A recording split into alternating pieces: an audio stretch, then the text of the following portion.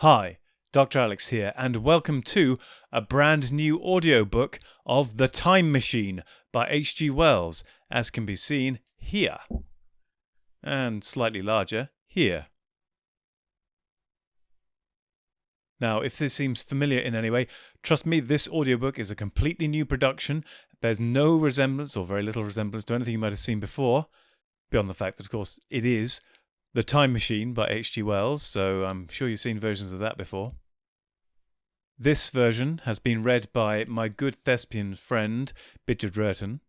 Much like my previous H.G. Wells audiobook, The War of the Worlds, which he also read very, very well.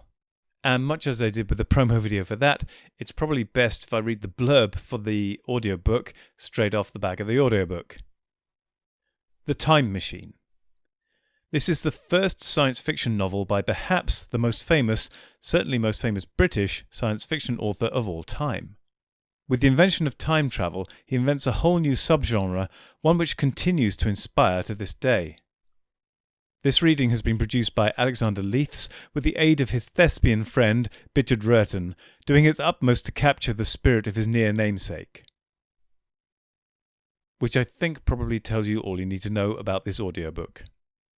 As with The War of the Worlds, this has been published through Findaway Voices and is already available on Spotify, Google Play, Storytel, LibroFM, Barnes & Noble, and Kobo/Walmart. And it is not available through Audible because, as usual, you can't publish stuff that isn't your own work, i.e. you can't publish out of print novels, audiobooks, by out-of-copyright authors through Audible. But this is no great hardship or loss because really Findaway Voices seem to get bigger sales by quite some margin than Audible do. And perhaps more importantly then, a far wider readership and listenership. As previously mentioned, this might sound like something I've already produced recently, very recently, on YouTube, but this is a completely new recording for this audiobook. Once again, I wrestled the whiskey bottle away from Bichard Rurton and shut him in seclusion in the Welsh hills, until finally, after many false starts, he produced this excellent rendition of the book, The Time Machine, that you can now listen to here, with all the aforementioned resellers. Well, I hope you enjoy this audiobook as much as I've enjoyed making and listening to it. And that just leaves me to leave you with the free audio sample, and this time I think I'll run the Spotify one, since it's the one that is the most prominent among all the resellers, and the one most closely associated with Findaway Voices themselves, as they are Spotify, basically. And so, enjoy.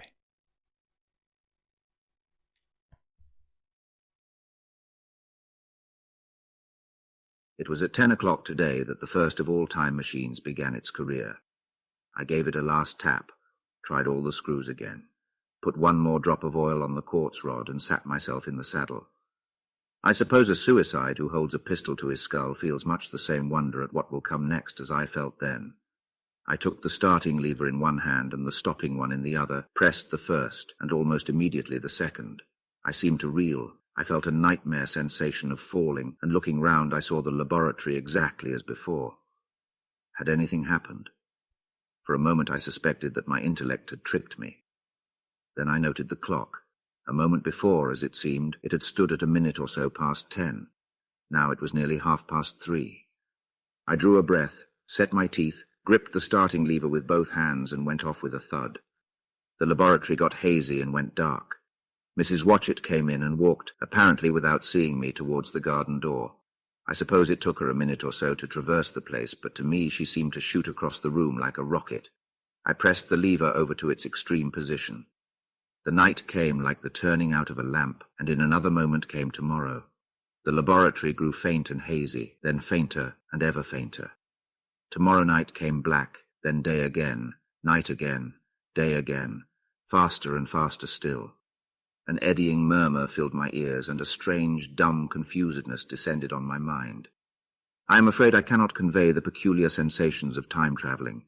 They are excessively unpleasant. There is a feeling exactly like that one has upon a switchback, of a helpless, headlong motion. I felt the same horrible anticipation, too, of an imminent smash. As I put on pace, night followed day like the flapping of a black wing. The dim suggestion of the laboratory seemed presently to fall away from me, and I saw the sun hopping swiftly across the sky, leaping it every minute, and every minute marking a day. I supposed the laboratory had been destroyed, and I had come into the open air. I had a dim impression of scaffolding, but I was already going too fast to be conscious of any moving things. The slowest snail that ever crawled dashed by too fast for me. The twinkling succession of darkness and light was excessively painful to the eye. Then, in the intermittent darknesses, I saw the moon spinning swiftly through her quarters from new to full, and had a faint glimpse of the circling stars. Presently, as I went on, still gaining velocity, the palpitation of night and day merged into one continuous greyness. The sky took on a wonderful deepness of blue, a splendid luminous colour like that of early twilight. The jerking sun became a streak of fire, a brilliant arch in space, the moon a fainter fluctuating band, and I could see nothing of the stars, save now and then a brighter circle flickering in the blue. The landscape was misty and vague. I was still on the hillside upon which this house now stands, and the shoulder rose above me grey and dim. I saw trees growing and changing like puffs of vapour, now brown, now green. They grew, spread, shivered, and passed away. I saw huge buildings rise up faint and fair, and pass like dreams.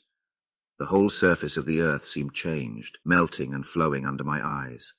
The little hands upon the dials that registered my speed raced round faster and faster. Presently I noted that the sunbelt swayed up and down from solstice to solstice in a minute or less, and that consequently my pace was over a year a minute. And minute by minute the white snow flashed across the world and vanished, and was followed by the bright, brief green of spring. The unpleasant sensations of the start were less poignant now. They merged at last into a kind of hysterical exhilaration. I remarked indeed a clumsy swaying of the machine for which I was unable to account, but my mind was too confused to attend to it.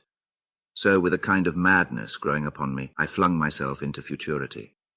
At first I scarce thought of stopping, scarce thought of anything but these new sensations. But presently a fresh series of impressions grew up in my mind, a certain curiosity and therewith a certain dread, until at last they took complete possession of me. What strange developments of humanity, what wonderful advances upon our rudimentary civilization, I thought, might not appear when I came to look nearly into the dim, elusive world that raced and fluctuated before my eyes. I saw great and splendid architecture rising about me, more massive than any buildings of our own time, and yet, as it seemed, built of glimmer and mist. I saw a richer green flow up the hillside and remain there, without any wintry intermission. Even through the veil of my confusion, the earth seemed very fair, and so my mind came round to the business of stopping.